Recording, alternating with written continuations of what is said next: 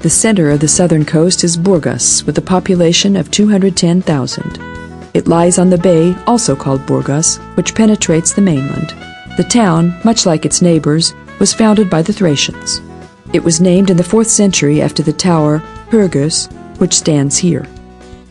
The town lived in the shadow of Sozopol, Pomoria, and Nesebar until the end of the 19th century. After the destruction of the Roman settlement, it was an unimportant fishing village for centuries. It was inhabited only in the 17th century by settlers attracted by the bay with a lagoon. During the war between Russia and Turkey in 1828, the Turks banished from the northern coast of the Black Sea, settled here. At the corner of the street named after Lermontov stands the church where the poet fought during the war between Russia and Turkey. We can find here a memorial plaque in his honor. Burgas belonged to East Rumelia and was joined to Bulgaria only in 1885. During this time, the majority of the Turks returned to their native country, thus the population of the town fell to 6,500 people. The Turks regarded Varna as the capital city of the seaside, and they built the terminal of the railway there, as well as developing the harbor. It was just this act that initiated the slow improvement of Burgas in 1903. In the meantime, it has become the center of administration, culture, and tourism of the southern coast. Today, Burgas presents itself with a modern face, the buildings of the city center no more than 100 years old, with its public buildings having been built in the 1960s and 70s. It's interesting that almost every settlement of the Bulgarian seaside has its twin. Golden Sand looks like Sunny Beach, Albania looks like Sveti Constantine, Sozopol looks like Nesebar, and Burgas looks like Varna. The network of the streets is similar to that of Varna, and it also has a green park along the seaside. We can find pedestrian zones starting from the park with elegant shops and banks.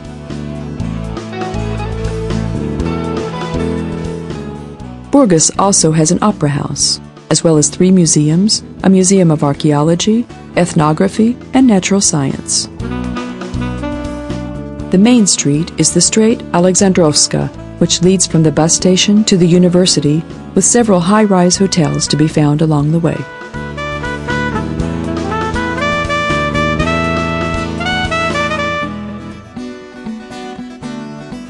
The most beautiful religious building is St. Hach Armenian Church in Bogoridi Street.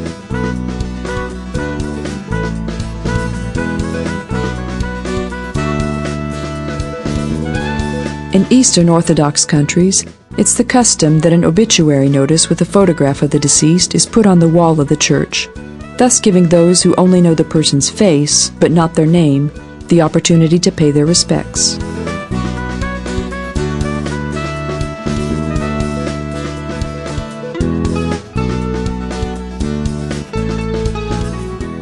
Burgas is not specifically a resort, so it isn't abundant in hotels.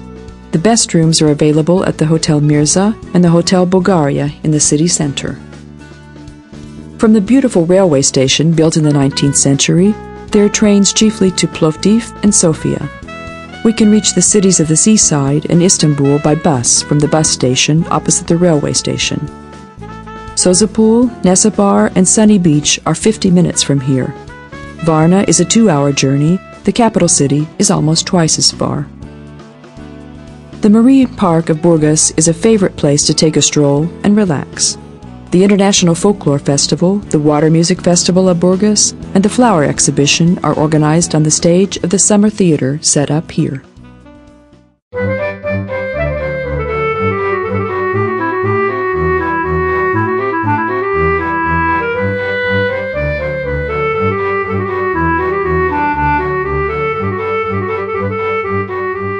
To the southeast of Burgas, the town of Sozopol is located. It was founded by Greek settlers from Miletos who named it Apollonia. The rich city-state traded, allied with, and sometimes waged war against other Greek city-states.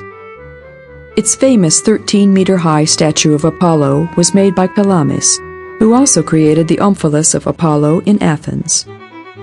It's difficult to believe today that Herodotus wrote the following in ancient times: "I don't know which is more beautiful, Athens or Apollonia." In this town with a population of 5,000, There aren't many traces of the Greek past today, though local ceramic makers like making amphora.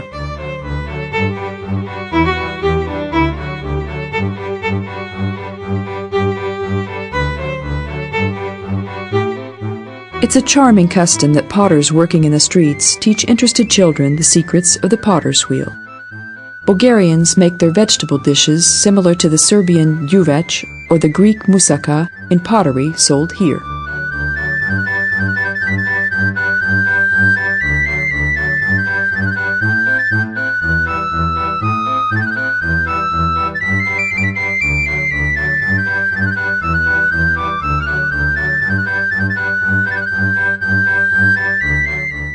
Apollonia was invaded by Marcus Lucullus's Roman legions, changing the name to Sozopolis, meaning the city of excuse. Under Byzantine power, it was the residence of disfavored court nobility. During the wars between Russia and Turkey, the majority of the population fled to Russia. A Hungarian traveler wrote the following in 1931. Sozopol was easy to protect due to its special location and remains so to this day. This town has almost the same location as Mesembria. It was also built on an island, and its mud dam connecting the island to the mainland has a historic formation. According to Strabon's description, the city used to stand on an island. This island is the meridian of a bigger peninsula, and together with several tiny islands, it protects the entrance to a big bay open to the south.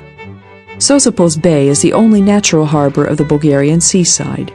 The blue water of the bay, the rocky shore with chasms, and the tiny islands give a nice, varied picture similar to that of Italy.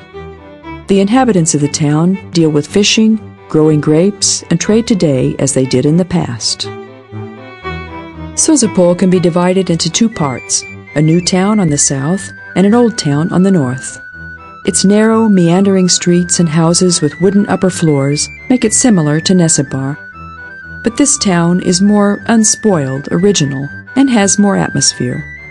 There are fewer shops, fewer sellers, and less advertisements, and the crowd is smaller. 180 of the buildings stand under the protection of the Ministry of Culture, and the people living here do everything to preserve their traditions. Only the foundation has remained from the Byzantine basilica opposite Nesebar.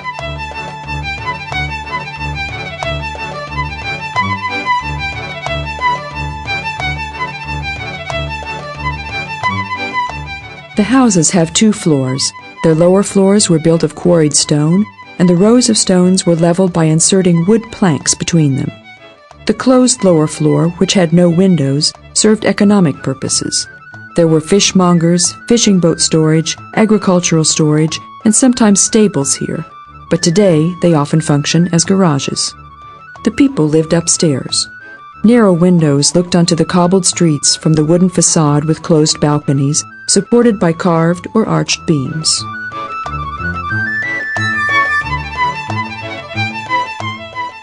Anyone who would like to get to know the country, visit cities and monuments, or hike should visit Bulgaria in May or September, because the weather's very pleasant during these months. It's not too hot. The time for swimming is from June to September.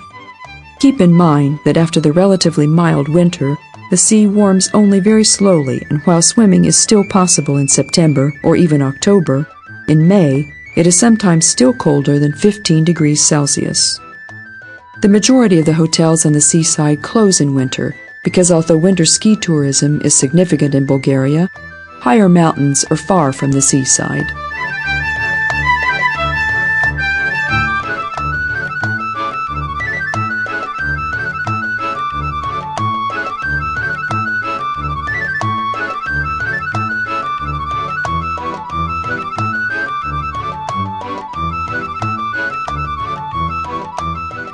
It's obvious that the people who live in Sozopol today like their town, as a carved stone tablet says, Hic habitat felicitas, which means happiness lives here. More and more young people settle down here. Their brand new houses follow the tradition. Even if the houses are super modern inside, their exterior still resembles those of their ancestors' dwellings. The bottom is covered with quarried stones, the upper floor is made of wood, and the protruding water spouts also remind us of the past. From the balconies, we never tire of looking at the sea.